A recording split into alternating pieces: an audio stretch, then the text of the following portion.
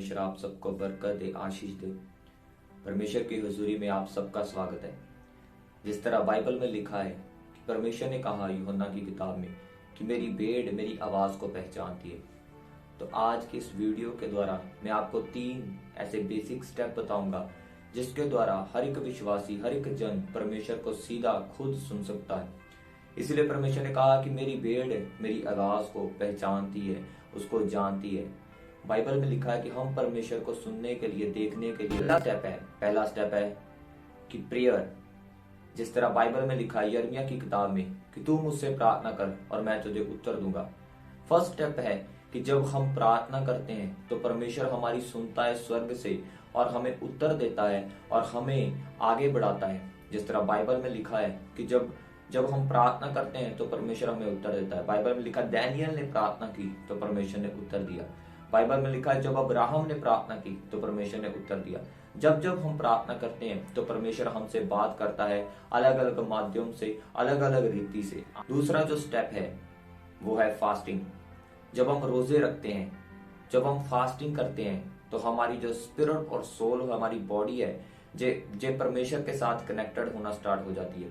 इसलिए बाइबल में लिखा है प्रेरितों के काम उसकी किताब उसका 10वां चैप्टर कि जब पतरस ने को भूख लगी हुई थी तो वो छत के ऊपर जाकर प्रेयर करने लगा, छत के ऊपर जाकर प्रार्थना करने लगा और बाइबल में लिखा कि वो बेसुध हो गया, अनकॉन्शियस हो गया और परमेश्वर ने उसको दर्शन दिया और उसने उस विजन को लिया।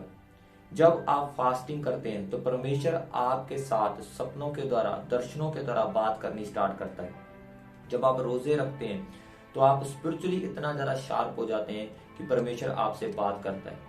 इसलिए फास्टिंग जब आप करते हैं तो परमेश्वर आपसे बात करनी स्टार्ट करता है और आप परमेश्वर को सुनने के लिए सीधा तैयार हो जाते हैं। तीसरे नंबर पे है परमेश्वर का वचन। इसीलिए बाइबल में लिखा कि उसने अपने वचन को अपने नाम से भी ऊंचा दर्जा दिया है। भजन संहिता 138 उसके दूसरे वचन में लिखा है।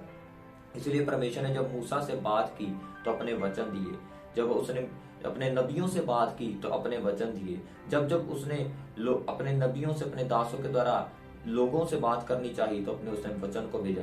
आप जब बाइबल पढ़ेंगे, आप जब बाइबल को उठाएंगे तो हो सकता है आपके साथ एकदम से परमेश्वर बात करे और आपके सामने एकदम से कोई वचन आए जो आपके दिल को टच करे, जो आपके हार्ट को टच करे। वो परमेश्वर आपसे सीधा डायरेक्टली बात कर रहा होगा कि बेटे, मेरे बेटी, तू प्रार्थना कर, तू चोरी ना कर, तू व्यभिचार ना कर। परमेश्वर सीधा आपसे बात करता है। आमीन। तो आप इन 3 बेसिक स्टेप के द्वारा परमेश्वर की आवाज को क्लियरली सुन सकते हैं। पहला है प्रार्थना, दूसरा है फास्टिंग, तीसरा है परमेश्वर का वचन।